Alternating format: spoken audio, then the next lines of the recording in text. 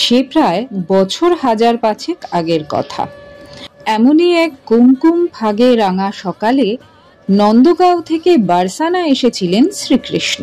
একা নয়, সাঙ্গপাঙ্গ সমেত। কিন্তু সেবার অষ্টসখীদের নিয়ে শ্রীমতী রাধারানীও একেবারে তৈরি হয়ে এসেছিলেন। সেবার রঙের বদলে মৃদুমন্দ লাঠির বাড়ি পড়েছিল কৃষ্ণ ও কৃষ্ণ সখাদের ওপর। বলাই বাহুল্য, তারপর রঙের খেলায় মেতে উঠেছিল বরসানা ও বৃন্দাবন। তারপর যমুনার উপর দিয়ে বয়ে গেছে অনেক জল। 5000 বছরও কেটে গেছে, কিন্তু সেদিনের সেই প্রথা একই রকম ভাবে পালন করেন বরসানা ও নন্দগাঁওবাসীরা। এখনো নন্দগাঁও থেকে কৃষ্ণ সখারা আসেন বরসানায়।